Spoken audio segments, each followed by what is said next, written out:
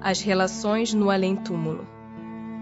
Da existência de diferentes ordens de espíritos, resulta para estes alguma hierarquia de poderes?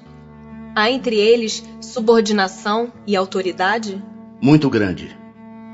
Os espíritos têm uns sobre os outros autoridade correspondente ao grau de superioridade que hajam alcançado. Autoridade que eles exercem por um ascendente moral irresistível. Podem os espíritos inferiores subtrair-se à autoridade do que lhes são superiores? Eu disse irresistível. O poder e a consideração de que um homem gozou na terra lhe dão supremacia no mundo dos espíritos? Não, pois que os pequenos serão elevados e os grandes rebaixados. Lê os Salmos. Como devemos entender essa elevação e esse rebaixamento? Não sabes que os espíritos são de diferentes ordens, conforme seus méritos? Pois bem, o maior da terra pode pertencer à última categoria entre os espíritos, ao passo que o seu servo pode estar na primeira. Compreendes isto? Não disse Jesus: aquele que se humilhar será exalçado, e aquele que se exalçar será humilhado? Aquele que foi grande na terra e que como espírito vem a achar-se entre os de ordem inferior, experimenta com isso alguma humilhação? Às vezes bem grande. Mormente se era orgulhoso e invejoso. O soldado que depois da batalha se encontra com seu general no mundo dos espíritos, ainda o tem por seu superior? O título nada vale. A superioridade real é que tem valor. Os espíritos das diferentes ordens se acham misturados uns com os outros? Sim e não. Quer dizer, eles se veem, mas se distinguem uns dos outros. Evitam-se ou se aproximam conforme a simpatia ou a antipatia que reciprocamente uns inspiram aos outros, tal qual sucede entre vós. Constitui um mundo do qual o vosso é pálido reflexo. Os da mesma categoria se reúnem por uma espécie de afinidade e formam grupos ou famílias unidos pelos laços da simpatia e pelos fins a que visam. Os bons, pelo desejo de fazerem o bem. Os maus, pelo de fazerem o mal, pela vergonha de suas faltas e pela necessidade de se acharem entre aqueles espíritos que a eles são semelhantes. Todos os espíritos têm reciprocamente acesso aos diferentes grupos ou sociedades que eles formam? Os bons vão a toda parte, e assim deve ser, para que possam influir sobre os maus. As regiões, porém, que os bons habitam estão interditadas aos espíritos imperfeitos, a fim de que não as perturbem com suas paixões inferiores. De que natureza são as relações entre os bons e os maus espíritos? Os bons se ocupam em combater as más inclinações dos outros, a fim de ajudá-los a subir. É sua missão. Por que os espíritos inferiores se comprazem em nos induzir ao mal? Pelo despeito que lhes causa o não terem merecido estar entre os bons. O desejo que neles predomina é o de impedir, enquanto possam, que os espíritos ainda inexperientes alcancem o supremo bem. Querem que os outros experimentem o que eles próprios experimentam. Isto não se dá também entre vós outros? Como se comunicam entre si os espíritos? Eles se veem e se compreendem. A palavra é material, é o reflexo do espírito. O fluido universal estabelece entre eles constante comunicação. É o veículo da transmissão de seus pensamentos, como para vós, o ar é o do som. É uma espécie de telégrafo universal que liga todos os mundos e permite que os espíritos se correspondam de um mundo a outro. Podem os espíritos reciprocamente dissimular seus pensamentos? Podem ocultar-se uns dos outros? Não. Para os espíritos tudo é patente, sobretudo para os perfeitos. Podem afastar-se uns dos outros, mas sempre se veem. Isto, porém, não constitui regra absoluta, porquanto certos espíritos podem muito bem tornar-se invisíveis a outros espíritos, se julgarem útil fazê-lo. Como podem os espíritos, não tendo corpo, comprovar suas individualidades e distinguir-se dos outros seres espirituais que os rodeiam? Comprovam suas individualidades pelo perispírito, que os torna distinguíveis uns dos outros, como faz o corpo entre os homens. Os espíritos se reconhecem por terem coabitado a terra? O filho reconhece o pai? O amigo reconhece o seu amigo? Perfeitamente. E assim de geração em geração. Como é que os que se conheceram na terra se reconhecem no mundo dos espíritos? Vemos a nossa vida pretérita e lemos nela como em um livro. Vendo a dos nossos amigos e dos nossos inimigos, aí vemos a passagem deles da vida corporal à outra.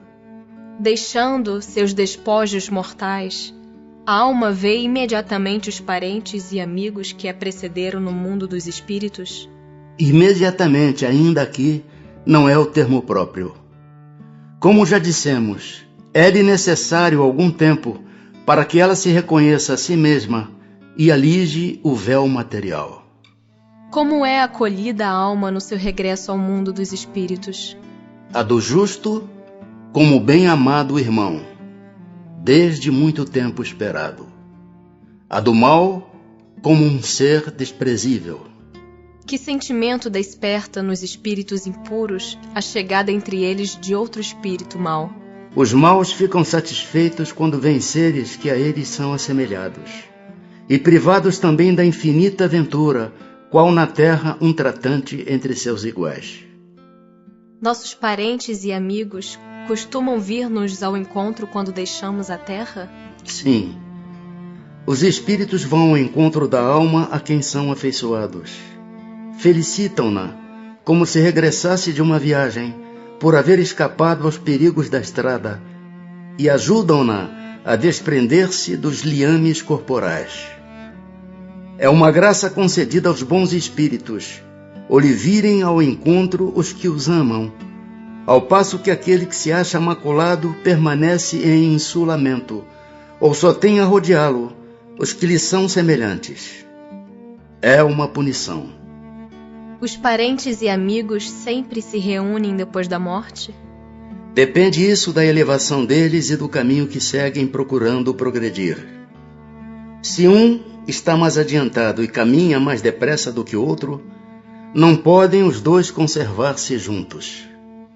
Ver-se-ão de tempos a tempos, mas não estarão reunidos para sempre, senão quando puderem caminhar lado a lado, ou quando se houverem igualado na perfeição. Acresce que a privação de ver os parentes e amigos é, às vezes, uma punição. Relações de simpatia e de antipatia entre os espíritos, metades eternas. Além da simpatia geral, oriunda da semelhança que entre eles exista, votam-se os espíritos recíprocas afeições particulares? Do mesmo modo que os homens, sendo porém que mais forte é o laço que prende os espíritos uns aos outros, quando carentes de corpo material, porque então esse laço não se acha exposto às vicissitudes das paixões. Alimentam ódio entre si os espíritos? Só entre os espíritos impuros há ódio, e são eles que insuflam nos homens as inimizades e as dissensões. Conservarão ressentimento um do outro no mundo dos espíritos, dois seres que foram inimigos na terra? Não. Compreenderão que era estúpido o ódio que se votavam mutuamente, e pueril o motivo que o inspirava. Apenas os espíritos imperfeitos conservam uma espécie de animosidade enquanto não se purificam. Se foi unicamente um interesse material o que os inimizou, nisso não pensarão mais, por pouco desmaterializados que estejam. Não havendo entre eles antipatia, e tendo deixado de existir a causa de suas desavenças, aproximam-se uns dos outros com prazer. A lembrança dos atos maus que dois homens praticaram um contra o outro constitui obstáculo a que entre eles reine simpatia? Essa lembrança os induz a se afastarem um do outro. Que sentimento anima, depois da morte, aqueles a quem fizemos mal neste mundo? Se são bons, eles vos perdoam, segundo o vosso arrependimento. Se são maus, é possível que guardem ressentimento do mal que lhes fizestes, e vos persigam até não raro em outra existência. Deus pode permitir que assim seja por castigo. São suscetíveis de alterar-se as afeições individuais dos espíritos? Não, por não estarem eles sujeitos a enganar-se. Falta-lhes a máscara, sob que se escondem os hipócritas. Daí vem que, sendo puros, suas afeições são inalteráveis. Suprema felicidade lhes advém do amor que os une. Continua a existir sempre, no mundo dos espíritos, a afeição mútua que dois seres se consagraram na Terra? Sem dúvida, desde que originada de verdadeira simpatia. Se, porém, nasceu principalmente de causas de ordem física, desaparece com a causa. As afeições entre os espíritos são mais sólidas e duráveis do que na Terra, porque não se acham subordinadas aos caprichos dos interesses materiais e do amor próprio. As almas que devam unir-se estão, desde suas origens, predestinadas a essa união, e cada um de nós tem, na alguma parte do universo, sua metade, a que fatalmente um dia se reunirá? Não há união particular e fatal de duas almas. A união que há é a de todos os espíritos, mas em graus diversos, segundo a categoria que ocupam, isto é, segundo a perfeição que tenham adquirido. Quanto mais perfeitos, tanto mais unidos.